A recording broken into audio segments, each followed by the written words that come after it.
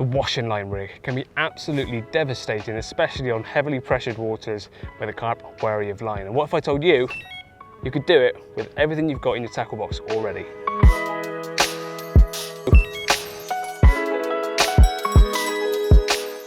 Now for this brief demonstration how a washing line rig setup works, you're going to have to use your imagination.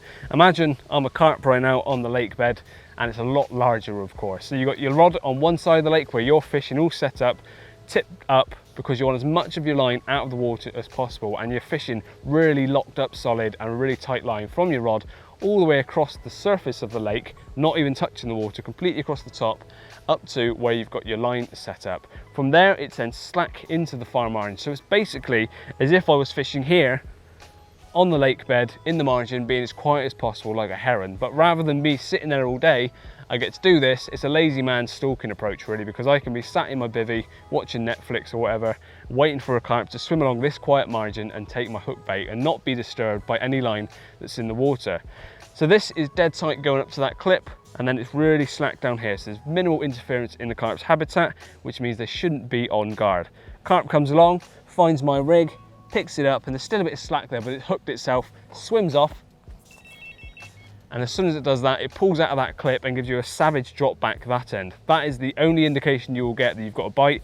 Quickly run out, wind down, and you pick up all that slack and you'll be engaged with a fish.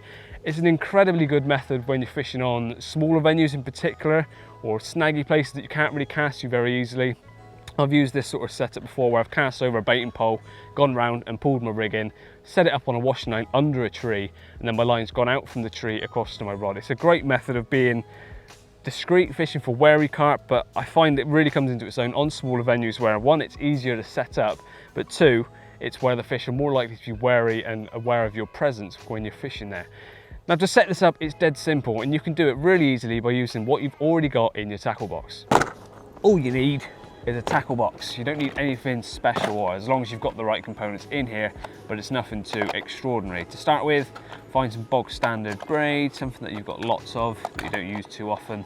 So go for some supple braid here, which that's all I've got left, which is probably the perfect amount. Yeet. That's right, that's in the bivvy, I didn't just sling that into a hedge. Start with figure 8 loop knot in one end, or whatever loop knot you prefer to do. Doesn't have to be neat because this is really simple. I like to use a bait needle to do loops because it's fiddly without. One knot done, tighten down and trim. And then the other end, another figure 8 loop knot. Now this depends on how big the item you're attaching this loop to is. I'm going to go for a fairly big loop because I'm probably going to attach this to a tree branch, as you just saw from the intro. So a little loop in that end, or I've buggered that one up. Another figure 8 loop. God, I'm butchering this. There we are. Another figure 8 loop knot in the other end.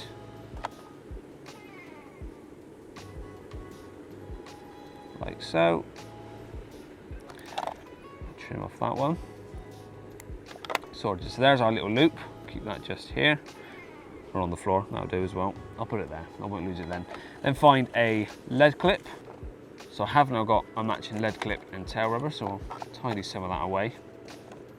Grab my loops that I've made with the braid and put one of the loops onto the lead clip without the tail rubber on yet. Slide it on like you would a lead. So that's then attached here, and then you put the tail rubber back on there. Now that is what's going to give us the friction to be used as a washing line setup. So we take this over to where we want to attach the line to a tree, or maybe put that onto a bank stick. Anything you can attach that to that's solid will work. So whether you don't have a bank stick or a peg or whatever, that will work. So we'll take this over to the tree and show you how you then set that up. Now with this poor man's line clip, you can add this to pretty much anything, whether that be a bank stick, a storm pole, a spare peg, if you can get away with it, anything solid on the far bank where you want to be using this setup. Or in this case, I'm just going to be using this branch. Now it's not the sturdiest, but for demonstration purposes, it will do the job. I'm just going to put that loop over that branch.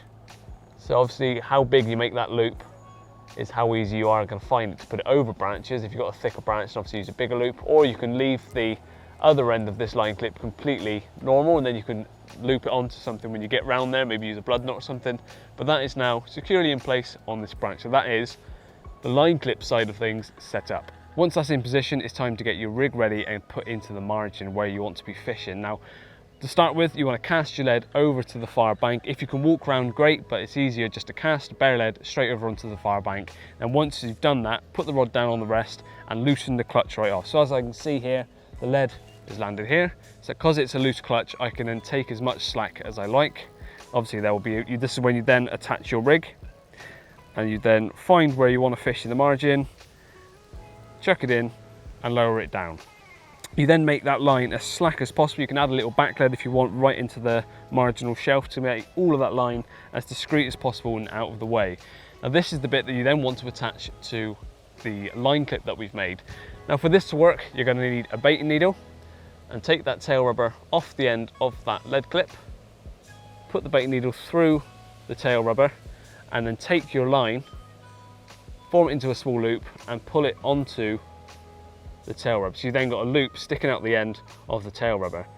You then push the tail rubber onto the lead clip,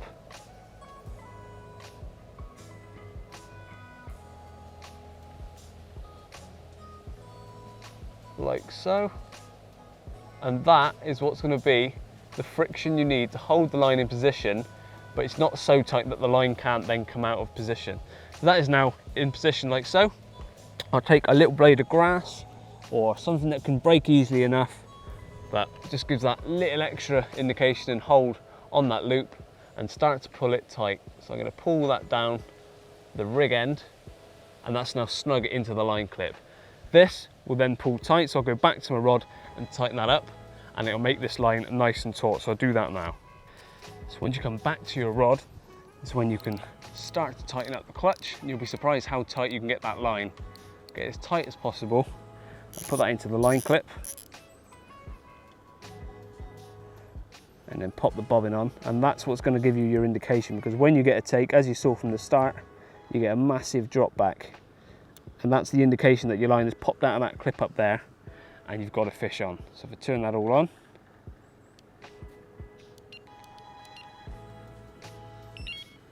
there we go. Well, now you know how to set up the wash and line system, it's time to put it into action. And I'm currently down here at Ashmansworthy Pools, which is in Devon, and it's actually Simon Pomeroy's place for pallet tracks. I've been doing a lot of filming down here over the last few months for work, but one of the perks of when I get down here is I've been able to get the rods out as well. And it's the perfect venue for using a wash and line system because it's nice and intimate, it's a small lake, so the fish may be a bit more aware of you being here. And it's also really easy to set it up because I can walk around the whole bank, set up the system, and it's really nice and simplistic. So all three rods yesterday after we got filming done went out on the wash and line system. The left one just to the left hand margin, which yes, I could have used just as down on the floor without the system or the wash and line setup, but I like to use it, and I thought to show you that it works, I use it on all three rods. And then the other two, the middle and the right hand rod, went across to the far margin. Same setup once again as you've seen me set it up, and I'm pleased to say that it paid off. Once last night, which I won't show you because it was quite a small one in the middle of the night, but one of them went off whilst we were having a little social barbecue last night.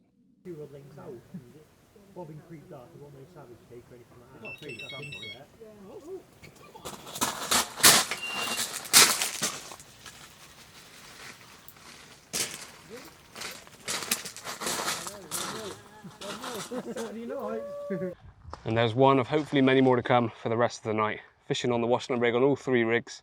So hopefully you can utilise this in your own fishing. I've shown you how easy it is to set up, and the proof's in the pudding. Every time I've come here and other places that I've used this setup, it does the business. Very peculiar bites, but the result's still the same. Absolutely beautiful fish, shall I say. From here it's Ashmansworthy Pools as well. Easy about the flips, a tiny putting back, and hopefully many more for the rest of the night. So there you go, the poor man's washing line rig. Give it a try and hopefully put some more fish on the bank for you. Cheers for watching, and I'll see you again soon.